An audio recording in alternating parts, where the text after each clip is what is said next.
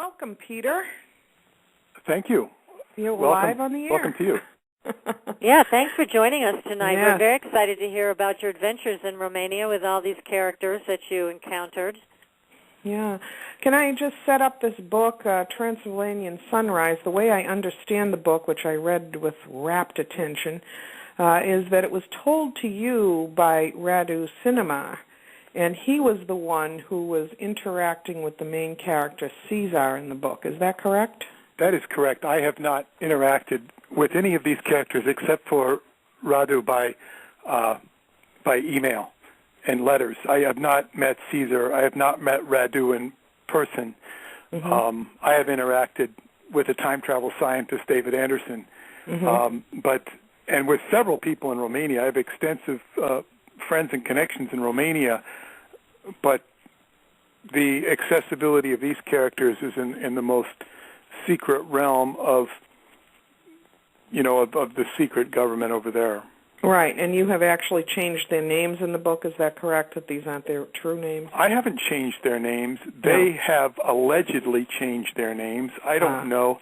I have been told by people in the government that he is indeed in the government. So it's not exactly. I'm not walking on completely thin ice. Oh, no, I wasn't inferring that at all. No, what but I meant was it's that, important to cover some that of ground. some of our listeners might want to send them an email or something, so I was trying to ascertain whether these were their real names. No, and in fact, I haven't received any email from him in almost a year. So he's been very silent in the last year for some of the politics behind the politics of what goes on in the most secret realms of what controls our world. Well, do you have any knowledge? I mean, this book, I just was actually vibrating with the energy of the book, and it really makes such a story that people, I'm not as eloquent speaker as you are, Peter, but that people could have a hard time wrapping their mind around the information that's in the book. But the way I was getting it was that it was absolutely true. I can't vouch for that it's absolutely true because I don't know that. It's certainly a very powerful book, and maybe we should start by discussing the book rather than so people will know what we're talking about. Okay. It's a book about a chamber that was discovered in 2003 August, or opened up in 2003 August, as a result of the U.S. Military or Pentagon having ground-penetrating radar that was operating from satellites that was showing that there was a region underneath the Romanian Sphinx. There's a Sphinx in Romania, in the Bucegi Mountains of Romania, which is very close to the border of Transylvania, and which is a region in Romania, by the way. And so this chamber, there's something there. How could this chamber be if there's no apparent access points to it? So they wanted to get into this chamber, and this is the quest of the book, and the quest of the book is about how this chamber was accessed and all the politics behind it. The main character of the book, who is Caesar Brad, and Caesar Brad is somebody who was born with a huge umbilical cord that's very thick, and the doctors can't cut it, so they have to saw it off, and they notify the security department of the communist Romania at that time. Any strange births are reported to them, and this starts a whole involvement of this child's life as a baby. So he's monitored by a paranormal department that has been created by a liaison with the Red Chinese government, Communist China, and mysterious Dr. Zen. And Dr. Zen monitors this kid and tutors him to where he's the head of the Romanian Department Zero, which is their most secret service. And it's so secret that most people don't even know about it. Only the president and the head of security know about it. So it's his destiny is to become the head of this department and open up this chamber, or oversee the events which open up this chamber, because it takes a liaison between the government of Romania, the secret government of Romania, and the government of the United States, because the United States has the technology to open this chamber with atomic lasers. It's very hard to open, and it's a secret union which is forged very interestingly by Italian Freemasonry that's tied to the Vatican. And that is the antagonist in the book, the classic evil persona is Signor Mazzini, who is who he's the one who orchestrates between the Pentagon, and this is a secret deployment of American services and so because Romania and America are opening up this chamber, both presidents find out about it, President Bush and the president of Romania, because of events that are described in the book, because it's all done in secrecy. And when they find out about it, the brown stuff hits the fan, because they say, what are our troops doing in Romania? What are our American troops doing here? What the hell is going on? And the people in charge of the project have to explain to their respective authorities, who are the real government, what's going on. And this forges an alliance between the two countries, and you see this in NATO. All of a sudden, Romania becomes a part of NATO, and there is a union, because Romania and America never had relations. America bombed Romania heavily during World War II, because that's where the Nazis had their oil supplies. And Romania changed sides towards the end of the war, towards the Allied side. But there's never been good relations between the Americans and the Romanians until now, diplomatically. I mean, there were minimal relations at best. So now, because they were a communist country until 1989, and that started a lot of changes in Romania. And so there is, and this big issue over what's been found in this book, in this chamber beneath, which I haven't even described was in the chamber, this has created some of the most political backdoor infighting that you will not see in the newspapers. We saw riots in Egypt. Was that almost 2 years ago? I believe those riots in Egypt, which was tied to this stuff. And right now, all the tension is in Transylvania, in the core of Transylvania, where I was just recently this year. But this is an esoteric war. This is a secret gamesmanship that goes on behind the scenes. And, right now people in the conspiracy field are more concerned with chemtrails and HARP and, whatever god-awful craziness that... FEMA camps and things like that, and sure. So, but this is like levels of secrecy. I mean, it's just an amazing amount of secrecy involved in this. It's amazing you ever got the story out, given the fact that so much of this came from deep within intelligence organizations and the Pentagon. Have you ever been followed or watched or harassed by any of these agencies? Because you did get the story out. The best way to deal with me, I caused a lot of problems in 1992 when I released the Montauk Project, because what I was able to do was package in not only a commercially viable reference frame, but a coherent reference frame, some novel ideas about time, the science of time, which is due to the insight and knowledge of Preston Nichols. Preston Nichols could only take us so far with his explanations of time. They caught the attention of a time travel scientist, Dr. David Anderson, who is now doing very avant-garde experiments with time in New Mexico and in Mumbai, India, near Mumbai, India. So they have the largest time travel facilities, laboratory facilities in the world, in India.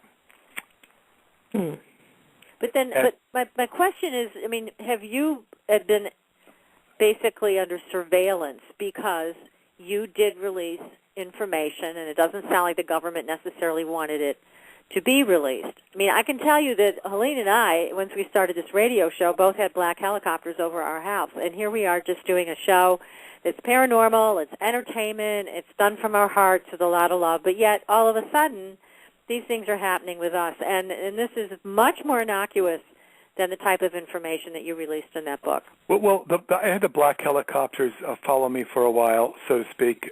I one time had, when we released the Montauk Project, I think the first printing was 3,000. It was sold out in about 3 or 4 months. I had 5,000. That was sold out in about 6 or 7 months. And I had 10,000. And when I had 10,000 books delivered, or that one book, okay, we had not published any other book. Right. And that started our book company, Sky Books. I actually had a stealth fighter. It was within 100 yards flying over the delivery. My goodness. And the truck driver remembered it. And years later, I had the same truck driver. He remembered that stealth. Yeah, it was a stealth fighter, and it was too low. And it's kind of, what is that? It's just sort of some quantum synchronicity. I mean, are they sending a message? There have been, what you would, I guess you call the counter-insurgency sort of manifests in different ways. There's various monitoring factors. But as I was saying earlier, that caused them a lot of reaction, a lot of problems. And at the same time that was going on in the early 90s was the militia movement and people questioning the constitutionality of what people in our government were doing. And that was a much bigger problem to them. Okay. And so you had the Ruby Ridge massacre, you had the Waco massacre, the Oklahoma City bombing, and if you look into those, Jesse Ventura went into the 9/11 conspiracy, but he hasn't really gone into the Oklahoma City bombing, the Ruby Ridge, and Waco, and how all those things were tied together. And the Montauk Project was small potatoes in terms of, because it was, and we were not politically motivating people to riot or to overthrow the government, and we were left alone for that reason. In fact, they appreciated that we were not trying to overthrow the government by force. Mm-hmm. So you kind of fell down very low on the totem pole. On the priority scale, because there are people who were, and I would say that these people were seeking to reestablish the meaningful implementation of the Constitution. However, you're not playing, it's not, there's all sorts of laws in the United States that are not implemented, that are real laws. It's the implementation only takes place with the powers that be. And this is throughout history. What is convenient to the ruling authority? We see this all the time. It's rule by force. And this goes into very deep occult correspondences, which have to do with the will and to do with the biblical formula for God, and the occult, more so the occult formula for God. But it's in the Bible too. Tetragrammaton, which is Yod He, Vau He, earth, air, fire, water, and this is symbolized by the will. Right. When Aleister Crowley says "do what thou wilt," he's not saying "do your will." Do not go eat that ice cream sundae that you can't get away from. That's the will of the God as it's been expressed in not only occultism but in the Bible, which is the 4 elements. Do the will, and that will is fourfold, and it moves according to its own reference frame, and so these are the forces that rule the world. Right, and I don't the natural forces, yes. They're natural forces, but they manifest in different ways and according to its own tune and its own time. That does not mean that you cannot interact with it, but when you come down to laws, sometimes you can go enforce a law to get a satisfaction either in civil court or in criminal court, and sometimes you can't. Right. And let me just bring you back to this holographic Hall of Records. And now, have you actually, I know you've been to Romania. Have you been to this location where the Sphinx is? Did you have any access to this Hall of Records yourself? No, I've not been in the Hall of Records. I've been to Romania 5 times. I've been to the Sphinx 3 times. And if you go to the Sphinx, well, first off, I have a pretty good idea, if I wanted to find this area, how I might go there. But it's hidden. It's hidden with, trees. It's cordoned off. They don't want the public going there. Oh, I've been told if you go from the Sphinx in a certain area, you'll get chased off by guards. But there's roads that go up, back roads, and then they built it. They didn't build it from right in the area. It's like if you go to the Sphinx, you're not going to see any, army tunnels or any installations. You'll see installations up there, like a huge antenna, and it's not. There are people up there. It's the most popular tourist spot in Romania, but it's how you get there into the what's called Alpha Base is nearby. Well, there's Alpha Base, which is nearby, but there's also, I guess, what you call the little unit or compound right by the entrance to the mountainside. And that's I asked to go there on my first trip.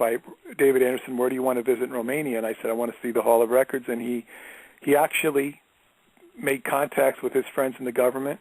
But in the end, I was referred to Radu's publisher, who is also the publisher of my books in Romania.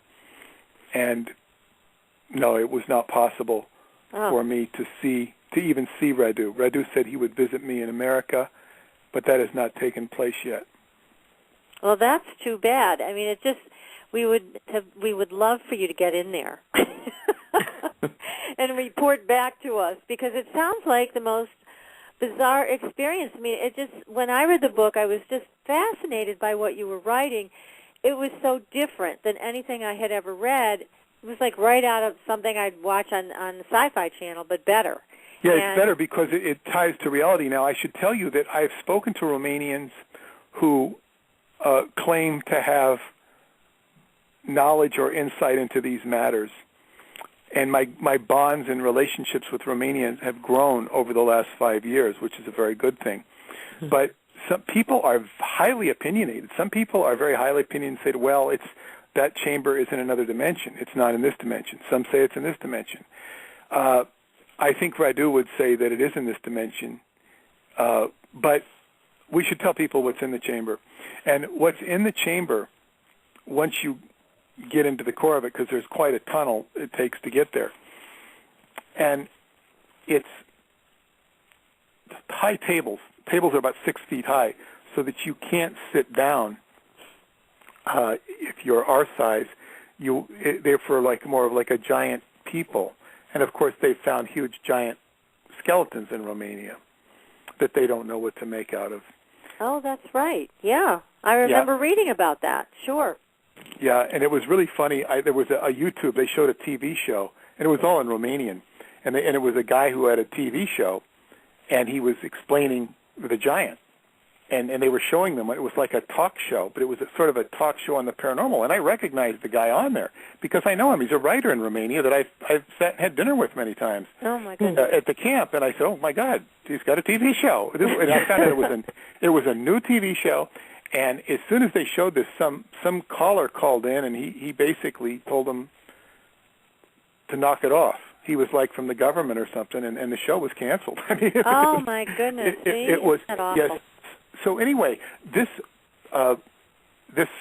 table is like very, I guess, like an iPod and then some, an iPad and then some. Mm-hmm. You put your hand over it, and it reads out your DNA, a holographic projection. It's all about holography.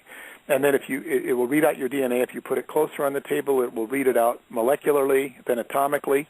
And if you put your hand over another region, it'll show what the biology of another life form would be, and it will show the star system. So you'll have different biology from a different star system, and if you put the two hands together at the same time, it will show a hybridization of those two life forms. What would, a creature, a bipedal hominid from Arcturus look like combined with a bipedal hominid from Earth, or maybe from the Pleiades or Orion, or whatever the star system might be?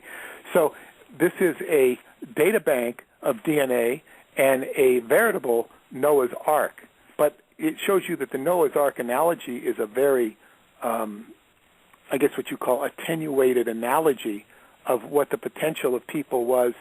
That occurred, I think, 10,000 years ago, Noah's Ark, if we want to consider the Bible to be a little bit true. Right. And this chamber is supposedly 50,000 years old, as best as they can tell. And it's more advanced than any technology we have today, at least any technology that we know about in the common reference frame. So this, and then as you get deeper into it, and there's more in this chamber. It was investigated for only a short time at the time that first book was written. It was only about 6 weeks of investigation, and the author was allowed to come there and see the chamber. He was the spokesperson for the chamber as opposed to me. I didn't even know about it, but he was the one chosen by Caesar to write about this. And he eventually gets pulled into Department Zero himself as the later books ensue, because that's the first of 4 books. I'm working on the 4th book right now. It'll be released in a few months. And what will be the title of that one, Peter? The Secret Parchment, 5 Tibetan Initiation Techniques.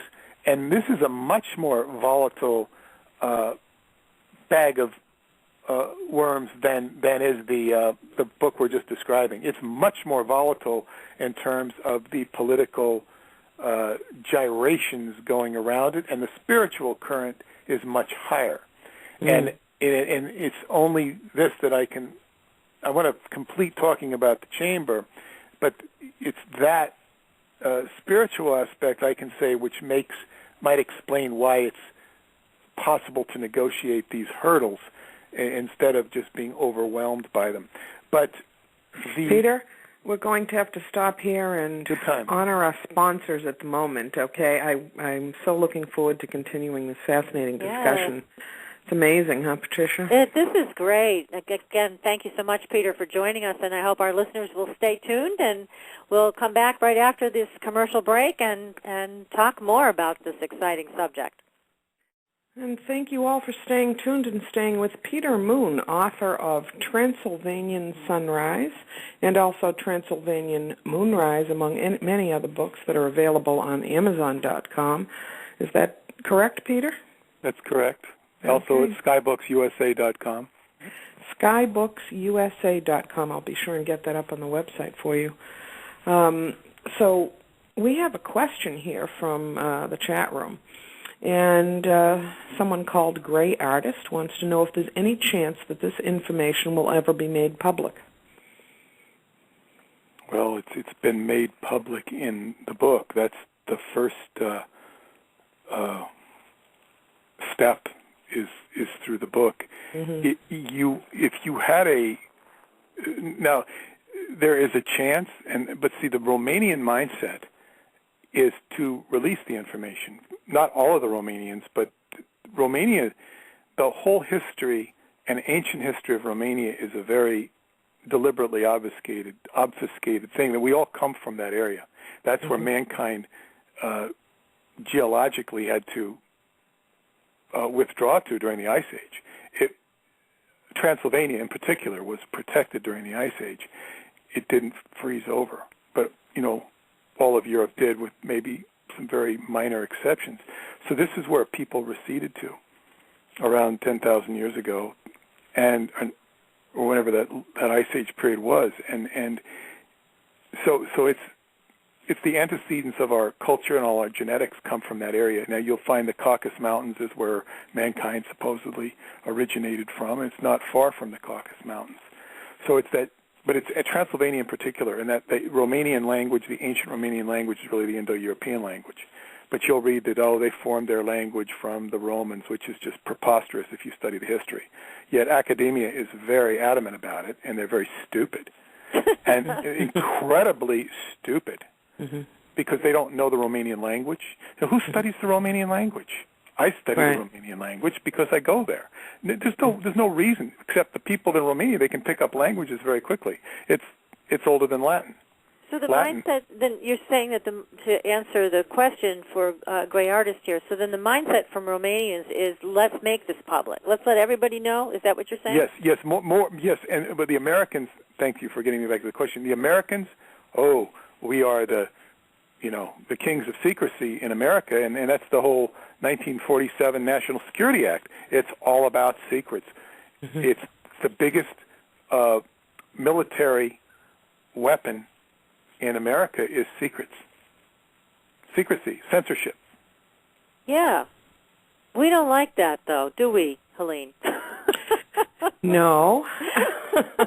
We've been under that by law since the National Security Act of 1947, which follows Roswell and yeah. I mean, it's all all of the about research.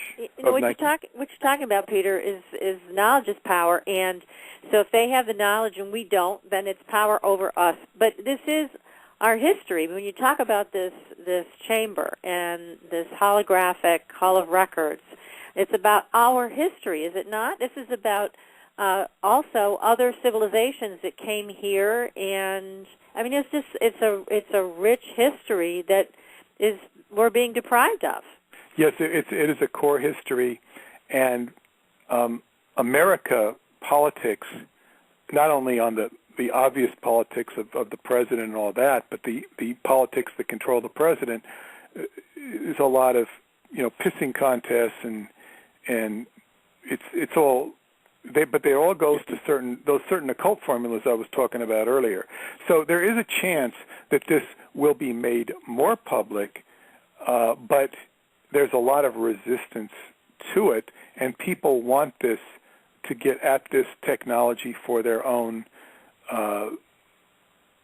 personal or selfish interests. There's also a need to protect people from it. So if with this, you can't have everybody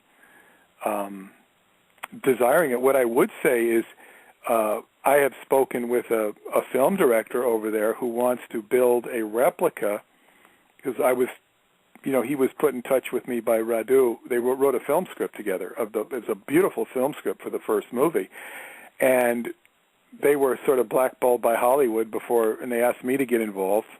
I'm already a part of the American rights to the book, but they asked me to get involved. And he wanted to build this huge replica and make it would become the biggest tourist attraction in Romania. It would be a human replica or sized chamber that they would use for the film and then use it as a tourist spot. Interesting. Just to educate people on it and to replicate it. So we have the holographic chamber that you discuss at length in your very well-written book, and then we also have some mention of these tunnels, 3 tunnels, as I recall, that go where? Where do these tunnels lead? Well, before we discuss the tunnels, I want to mention that there is the projection hall, which I was just about before the break. There's a projection hall in there which shows the history of the world. And it shows the history of the world, but it's bioresonant. So if you look at this viewer or whatever it is, it's going to resonate with your DNA, your auric field, and it's going to show you the history, and it's going to be a concise and summarized history as you would see it. So you might see versions of history that might be a little more attuned to your ancestors than I would see mine. And it goes up to about 400 or 500 AD, and then it cuts off. They didn't know why it cut off. That's a part of the book that Radu discusses. And then we get to the beyond that is the 3 tunnels. There's 3 tunnels, and one of those tunnels goes to Egypt. It goes mysteriously to a similar facility beneath the Giza Plateau, which is the subject of Book 3, A Mystery of Egypt. That book follows Transylvania Moonrise, and so that's the subject of that book, that tunnel. Another tunnel goes to Tibet via an offshoot tunnel that goes to Baghdad area, and then the one that Tibet has an also offshoot that goes to Mongolia. So these are ancient tunnels, and they have similar installations in other parts of the world. There might be other installations in other parts of the world, but this is what we know from what's said in this book. Those two tunnels. There is a third tunnel which goes into the inner earth. That is the most mysterious of the tunnels, because at that point I don't think it had been explored, and if it had, it certainly wasn't discussed. So those are the three tunnels you were alluding to. Mm-hmm. Now, as far as the Baghdad facility goes, has that been written about, or is it a known facility that's under God? Well, see, it's a very key, yes, it's a very key point of this book, because it had been discovered probably in the first Gulf War. Probably. It had been stumbled upon. There was a lot of stories about stargates under Baghdad, and this newspaper, The Spectrum. Rick Miller used to write for it. It was, Ed Young used to publish it. It was a very rabble-rousing newspaper, The Spectrum, and they did the, what is it called, the Vatican Assassins book. They did all the information on the Jesuits and whatnot, and they reported on stargates underneath Baghdad. But this is where I think it showed up in the first Gulf War. And by the second Gulf War, it was definitely accessed. And the Americans were watching this, and when they broke the chamber in Romania, it sent a signal and a holographic readout of the chamber in Baghdad, which told the troops watching it that there was a similar chamber in Romania, and it had just been breached. Oh, my goodness. And this is what caught, and they reported up to their authorities, and that's how it got to the president, the commander-in-chief. It said, what are our troops doing in Romania? And that was how all this diplomatic debate and heated argument, which eventually resulted in an alliance between the two countries. So they share Romania. They can't just go in and invade Romania. It's too politically volatile for the Americans, which they would obviously like to do, just for military reasons. And that's nothing against Romania. This is a powers and forces in Romania they do not have control of, and they do not understand. So it's very difficult for the Americans to deal with, and it becomes even more volatile in the fourth book for what's discovered in Transylvania, and that's an even bigger issue with bigger forces to deal with. Although it's hard to imagine what would be bigger than what we have already discussed. Exactly. I mean, this is just monumentous, and also just recently, Helene and I were discussing on the show the discovery of something underneath the Sphinx's paw in Egypt, and then now you're talking about a tunnel that goes from this facility, this holographic Hall of Records, all the way into Egypt, and we have to ask the question. We have to wonder, is there a similar Hall of Records underneath the Sphinx's paw in Egypt that matches what you have discussed and found in Romania? Yes, but it's not under the Sphinx per se. The Sphinx is not as old as the Sphinx in Romania. The Edgar Cayce had said there were like 4 or 5 Sphinxes around, and he didn't get the Romanian one right. He didn't know about it. But he did say he did know about it with saying there were 4 or 5, and he said there would be a Hall of Records discovered underneath the Sphinx. Well, they found something. They found something around this 1947 time period, and they smuggled it out. The CIA as a formulation of the CIA, so that they got whatever. They knew something was in there, but there are other chambers beneath the Sphinx. There's a lot of denial, as you're probably familiar with all the shenanigans that go on over there. Oh, yeah.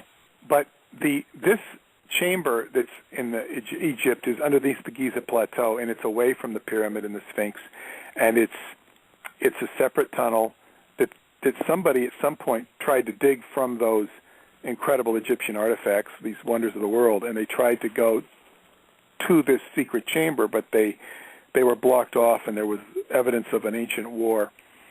But this chamber has its own protective field around it. So it was inaccessible to the ancient Egyptians, who were later than and a less evolved culture than the people who put this chamber together, and might have derived from it on some level. But I'm sure that they did. There are similarities. What were you going to ask me? Well, go ahead, Celine. Go ahead. My feeling about it was that the Egyptians did interact with these people or beings. Well, at some level, they did. This particular chamber, from what we're told in the book, is pretty much not accessed by those people because it's more to the core. It's more to the core of what was going on. So the ancient Egyptians had a remnant knowledge of a lot of things, but as they went forward, they were in a slow decay. They were always in sort of a slow decay from an ancient blue race until we have what we have today. But the inside of this chamber, they call it the occult chamber, is I guess right before there's a time travel device inside of the chamber, which is kind of like a lot of crystals and a platform, but outside of it, or into the inner chamber, adjacent is a lot of slate tablets, which turn out to be like holographic DVDs. And you don't even have to put it in a DVD device. You just kind of touch a certain part of it, and it reads out a holographic history of some part of history. And they went to recover as many of these things as they could and bring them back, first to Romania and then America, for them to be studied. So they were There was a much more extensive hall of records apparently in this area than there was in the chamber beneath the Romanian Sphinx, because it would take a whole team to watch all of this history, to see what was involved. And they could only take so many with them in their specialized cars that they had taken. So then there's a time travel device which is only for time traveling into one's consciousness. It doesn't make you physically travel, but you can go back into time, and certain areas are blocked, particularly who made the device. When they go back and try and see who made the device, they're blocked. So there's a censorship on this technology, and it implies less than a total limitless freedom. Well, it sounds like there were some things built in to prevent people from even finding this place. I mean, when you talk about Caesar and his unusual birth and upbringing and all of that, but yet he was the one, if I understand this correctly, that broke the psychic lock on this room. Is that correct? Well, he was the one that got in there when no one else could.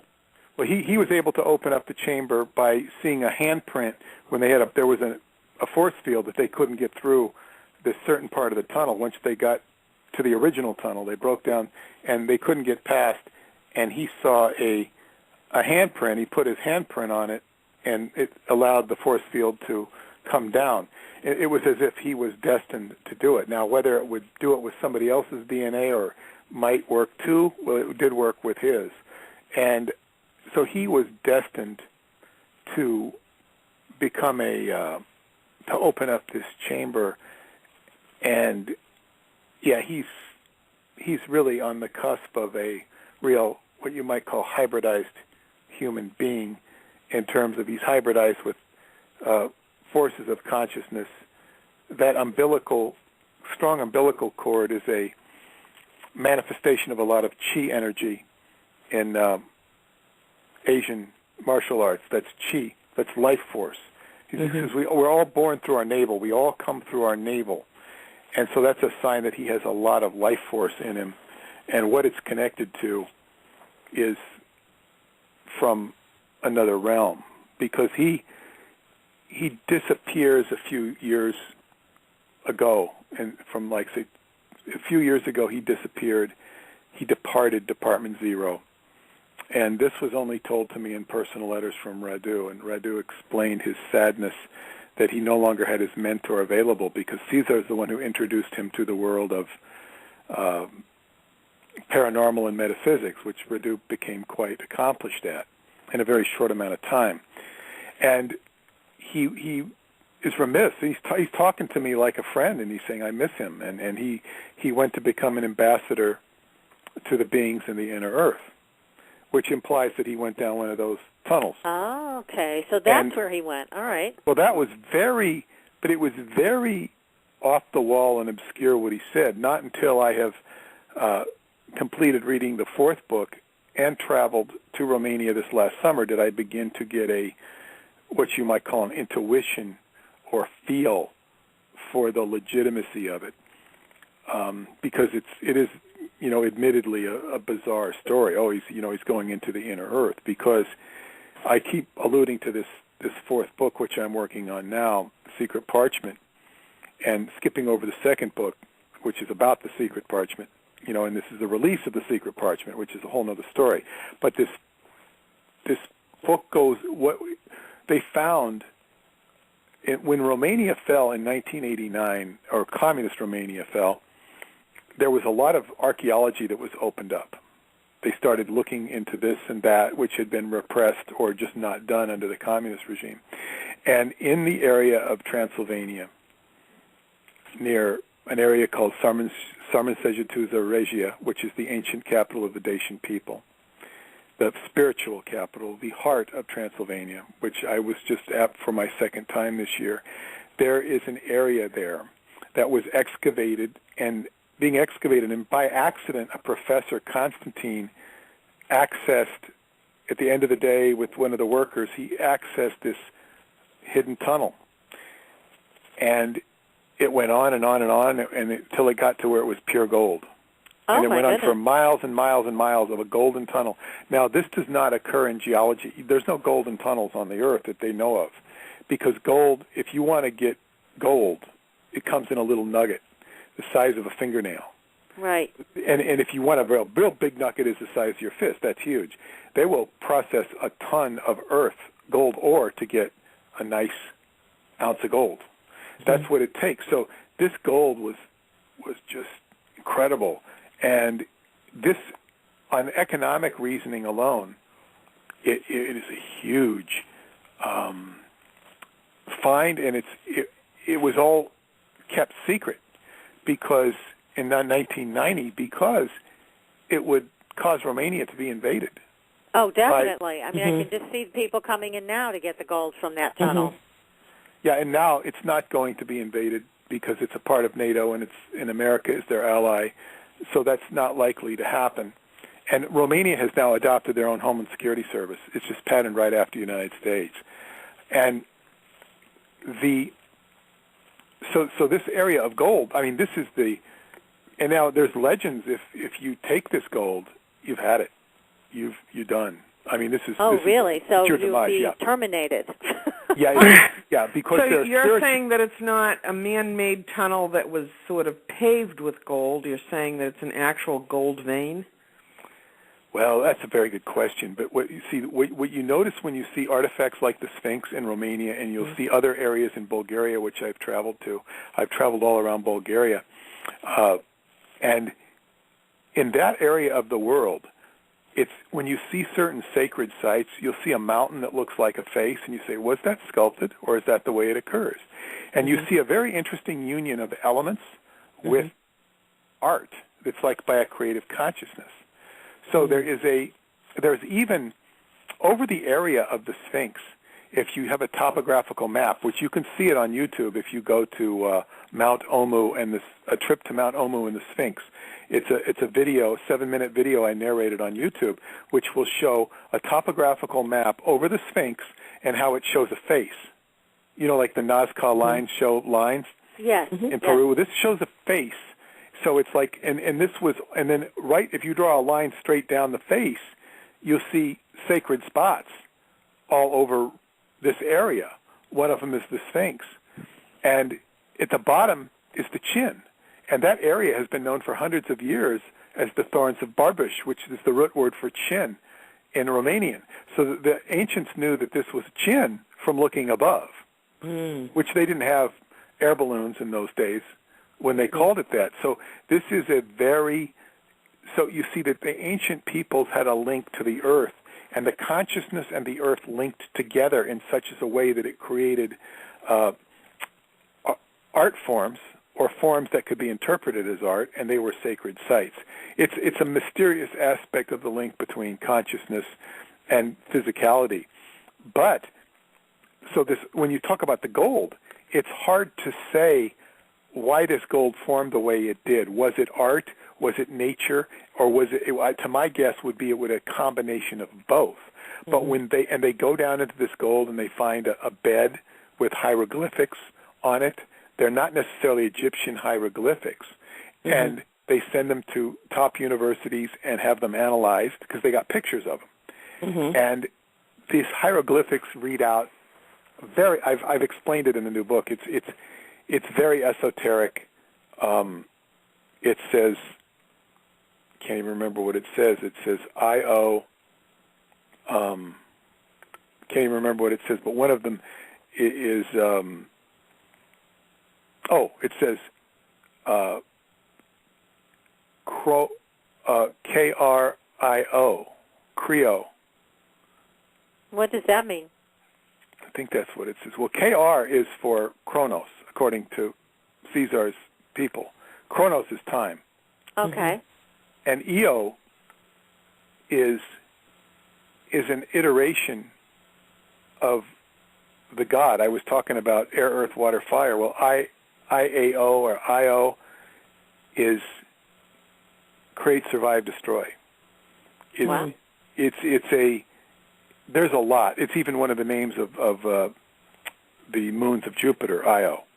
And the moon of Jupiter, Europa, plays into this book as well, because there's a signal from Europa that goes to Antarctica, where there was meltage around a cosmic buoy or antenna in Antarctica, that is tied to Europa, and then it opens up a signal to Transylvania. This is how come the Americans found out about what's going on in Transylvania. It goes to Transylvania, and it goes to Mount McKinley area, where the HARP project is in Alaska. Oh, my goodness. Okay. So the main HARP installation, and all that HARP stuff started at Montauk and Brookhaven Labs here on Long Island. So you have these, and there's a big pyramid of disappearance that occurs around this area of Alaska. So you have these major find, and so this was a major hotspot that is tied to the moon of Jupiter, tied to Antarctica, and the Americans found out about this, and they flew Radu down to Antarctica to investigate it, and they were ready to, strangle the Romanians, Department Zero's necks, because they said, you're not letting us in on this secret, and the Romanians only had a small file on it, and they didn't know about it. Mm-hmm. And what I found out on this trip there is that Professor Constantine was a real character, because I met somebody who knew him. Oh my goodness! Wow. So you see, the story has teeth. There's so much to this, Peter. My gosh! I mean, first of all, I have to thank you for bringing this to our awareness. It is an amazing story, but there is so much to it. I mean, at every turn, I'm forced to learn something new with all of the information that you're bringing forward. I mean, it's bringing together the different places on the planet, different places in the planet, the cosmos, the different planets in the solar system, and how everything is connected. It's pretty mind-boggling. It is, and it is. And the Galactic Center coming up in next month with the solstice, and the end of the Mayan calendar. And I have a little bit more news. Are we about to hit a break here? Because I have some more news. We are. Okay, well, we'll take a break, and I'll give you some incredible news about Dr. David Anderson. Oh, everyone, please stay tuned for this. Hold on. Stay with us. And we thank you all for staying tuned as we continue our fascinating discussion with Peter Moon, author of several books. And, Peter, could you please say the website again where people can find all of your publications? skybooks.usa.com. That's skybooks.usa.com with the www in front of it. That's great, and I'll put it up on the website as soon as the show ends, and thank you for telling us that. So you're about to give us some important information, Peter. Well, yes, I was talking about these tunnels of gold that were discovered in Transylvania, and I was about to say that, yes, some news from Dr. David Anderson. David is the one who brought me over to Romania in the first place 5 years ago. And the second year I went to Romania, he lectured on time extensively on the mechanics of time. He sat down with me and explained certain things, how time is really distance, and it can be subordinated into algebraic equations, and then it can be manipulated with more higher-level math and algebra when you get into the more, analysis and calculus aspects of math. Harder to explain, and he hasn't explained that yet, but he said it's more challenging. He was supposed to release some videos. There was a lot of fallback with his announcement. He did some radio shows, some of which I participated in, which really sort of just showed that he was putting humans into his time chamber, because he could actually show time speeding up and slowing down. He could create those situations. And there were a group of 20 or so of us at Montauk who saw it about 3 years ago. He did a conference. He participated in a conference with me, and people saw this on video. And he was going to show this, release about 5 videos on time and educate the people on time, but there was such a bad reaction by certain quarters, and again the censorship issue, that he withdrew. And really? And it's good when he withdraws, actually, because he gets more done. The public, it's like I couldn't believe when he left in 2000. I think it was 2003 when he departed the scene, and he says, "I won't be able to work with you for 5 more years." And he did, his experiments were relatively low level at that time. They were the size of a basketball. Then it's like in 8 or 9 years, he's got human beings going into them, and he says, "Oh, it's just a very short order before we'll be sending people back 50 years, 2,000 years," and that was 3 years ago. Now, he probably was beyond those experiments, but we really don't know because he doesn't talk about them.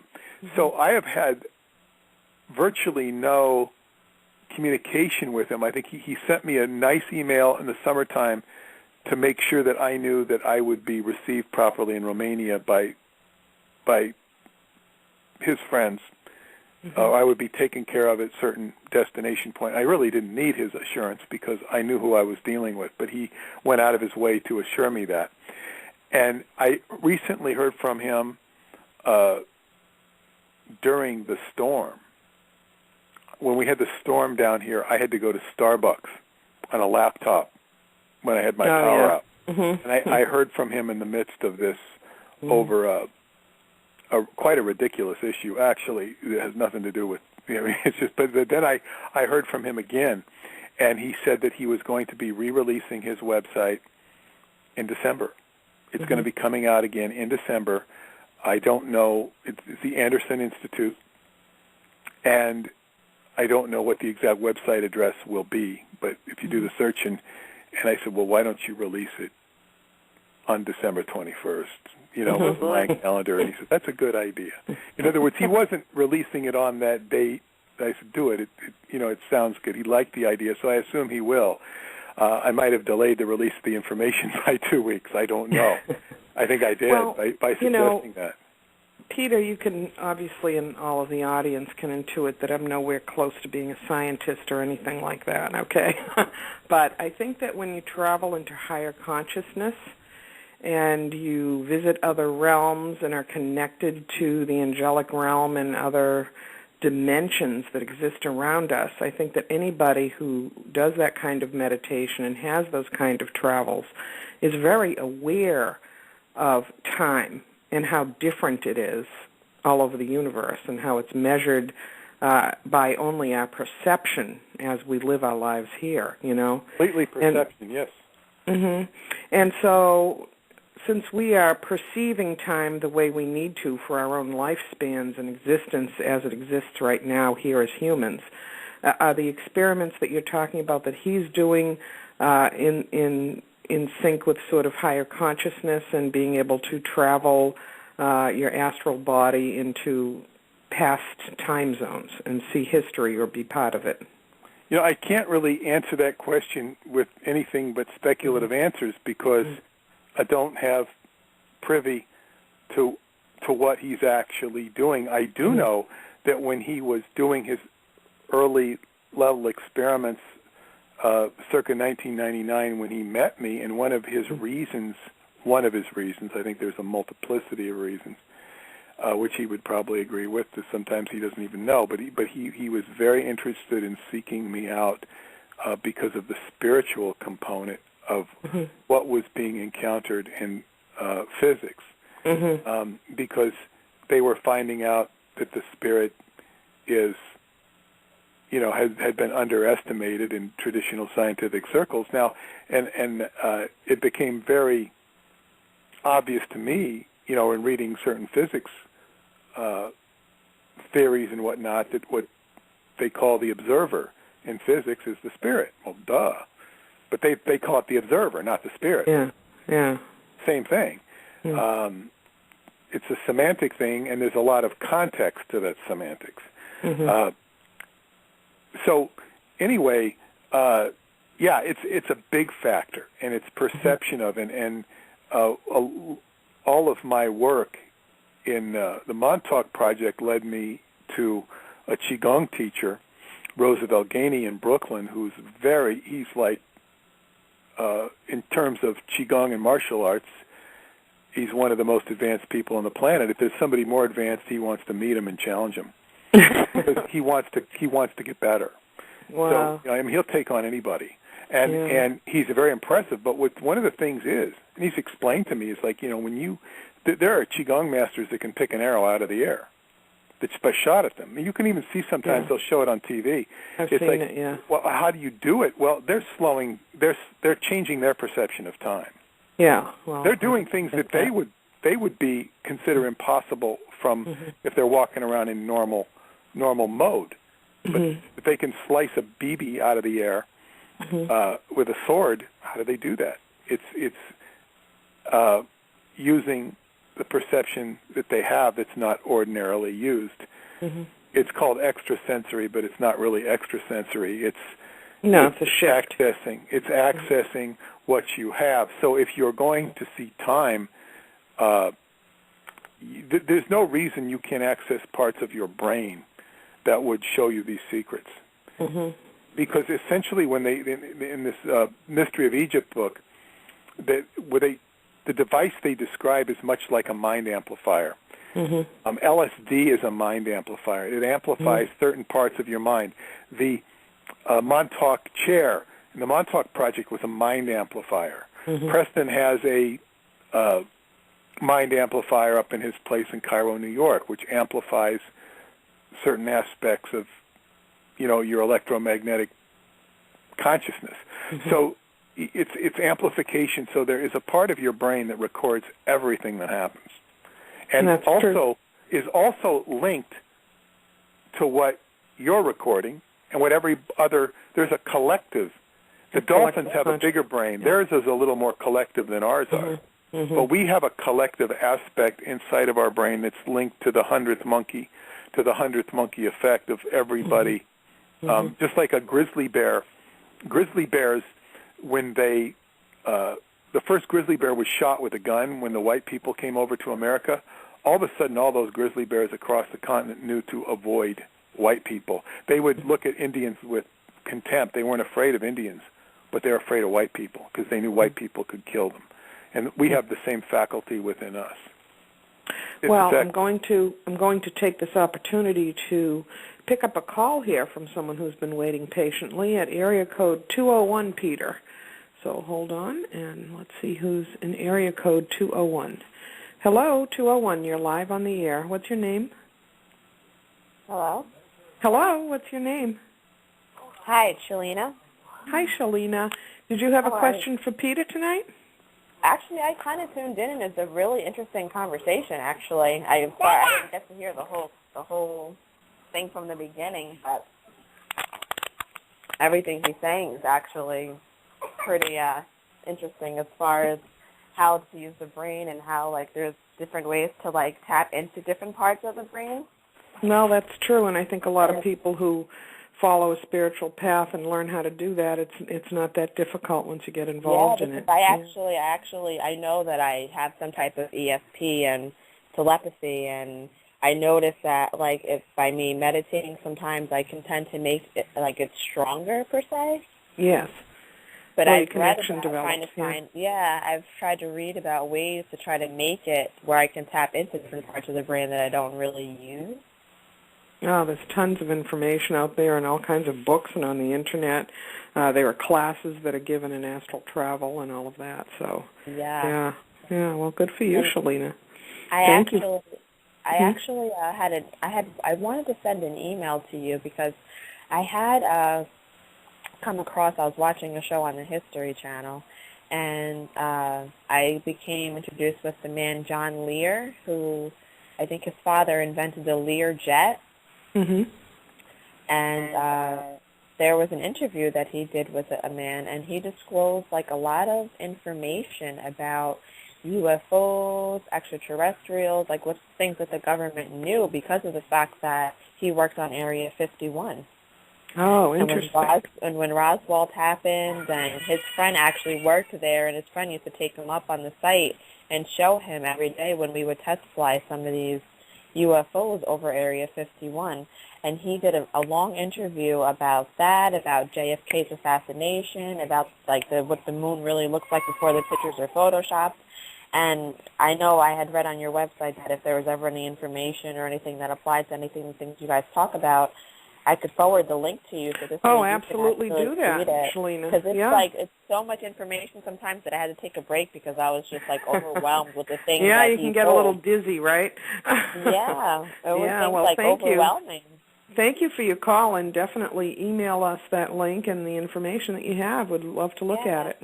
You just give me what your email is just to make sure I have the correct. Just go to angelslighthouse.com. And there's a way to email us right there on the radio page and also just at the website on the front page. And also, what's the name of the website that, I'm sorry, your guest, I forgot his name. What's the name of his website? Peter? That he said? Yeah. Peter, she wants to know the name of your website. Skybooks.com, www.skybooks.usa.com. I also have a blog at digitalmontauk.com, digitalmontauk, montauk.com. And we'll post those right after the show for you, Peter. Thank you for your call, Shalina. We appreciate it so much. Yes, thank you. Yeah, that was some nice commentary there, and she'll send us some more information. And so, I'm sorry, Peter, you were I just wanted to get to that caller. She's been waiting for quite a while, and we appreciate her call. Peter, you were talking about time. Where was I? Well, actually, I think we also have one more. Let's see. Gray Artist has another question for Peter also. Says, do you think time travel will only be possible through technology, or could it be done by a human just with their body, like changing their frequency or something? That's the question. Well, I would say yes, definitely. It would be possible because there, if it means anything, in the book Transylvania Moonrise gives a description of a space translation, in other words, when they go from Transylvania to Tibet, and how the perception and the reality is changed. And there's a lama involved who describes how it can also be done with time. So, according to these characters, yes, it is possible, and it would stand to reason that everything in the brain, everything in the human body, everything in the DNA is all a mimicry of creation anyway. It's all mimicking. It's all, as above, so below. It's a mimicry of creation. DNA is a template of literally God, for lack of a better word. So, yes, it's all a matter of accessing it and lining it up. Mm-hmm.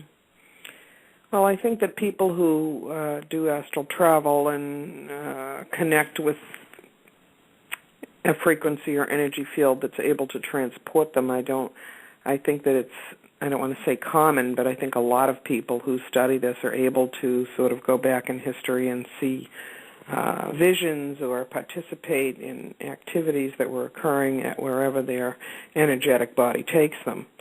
And I think that what we're talking about here is a bigger shift in time travel where someone could actually appear in that place. Is that correct? Well, yes, and one thing you have to realize about the astral travel and the spiritual realm And if you look at it astrologically, from astrological correspondences, which are only reflections of the tree of life, which is the same as the DNA, is corresponding to the DNA, the tree of life, the Kabbalistic tree of life. Neptune, which is the spirit, is the realm of illusion. So a lot of times when people go into their spiritual recitations of what happened in the astral plane, there's an illusionary, ethereal nature, which isn't always quite accurate.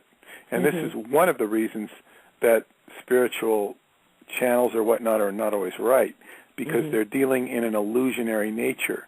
Although it is one of, Neptune is the god of the sea, and the sea, what is the sea? The sea is chaos. The sea is, it's formless. It's formless, so it can shape into things. It can shape here and shape there, and it's like trying to predict the stock market. You're constantly dealing with chaotic factors, and that's Neptune. And as you get to the higher realms of the higher energies of what's called Kether, it's ruled by Pluto, and Pluto is the god of the underworld. So you have this polarity. You have a polarity which, Pluto is relentless. It's something you can't escape from. And Earth kind of gets caught in between. Earth is like you have an underworld on the Earth and you have an overworld.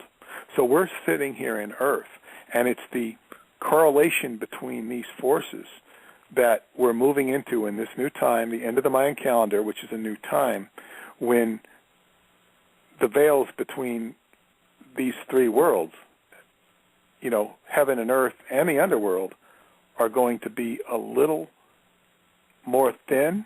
It's going to be they're thinner, much thinner.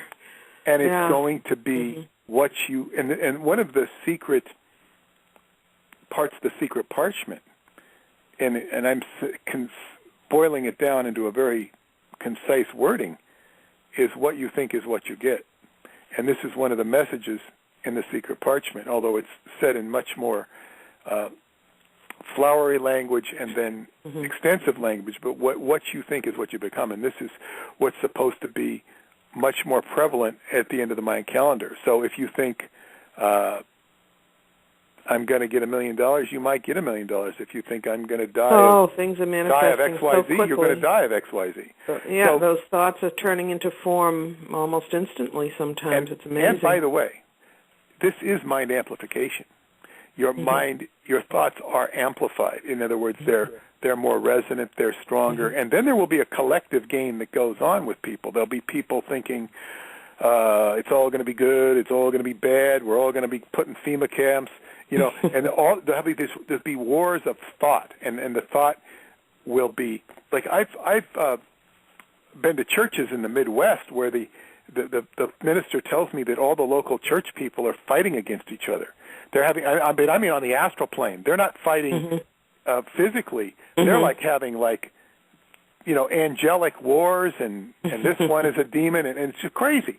Saying, I thought these Christians just went to church. No, they're playing games. So they'll all be the war, and then there'll be the people who believe in the 144,000, and they'll be praying for this and praying for that, and you'll have people all over the world, and all of a sudden the thoughts will become the prayers will become a little more potent, or maybe a lot more potent. And this is the new times we're moving into, and it's exciting. I mean, these are exciting times. They're trying times, and what we're hearing, and I think the last caller just typifies what we hear a lot of. People want answers. People want to be able to go deeper within their own selves, within their own minds, and access these kinds of things. And I think, Peter, that's why your books are so important. Yes, and if you could take this opportunity again to tell our audience where they can buy your books and connect with you, Peter. Yes, www.skybooks.usa.com, skybooks.usa.com. I can be emailed at petermoon333@gmail.com, petermoon333@gmail.com. Well, that's awesome, Peter. And, this hour and a half has gone so quickly because you were such a fascinating guest, don't you think, Patricia? Oh, my gosh, it went way too quickly. I had so many more questions for you, I Peter, know. but we're going to have to just have you back on the show, that's all. We will. Well, yes, and I did send you the Mystery of Egypt as well. Yes. And we didn't even talk about Moonrise. And when the fourth book comes out, which 2 or 3 months, I will, you'll get a bigger feeling for that, and we can talk more about that. Well, we're going to have to invite you back. I know our listening audience would love to hear from you, especially about all this new information. So we'll be sure to put you on the schedule for that. Thank you. Well, thank you to everybody. Thank you, Peter, especially for spending your valuable time with us. And thank you to all of our listening audience. We're very grateful that you're with us, and we hope to have Peter on again soon.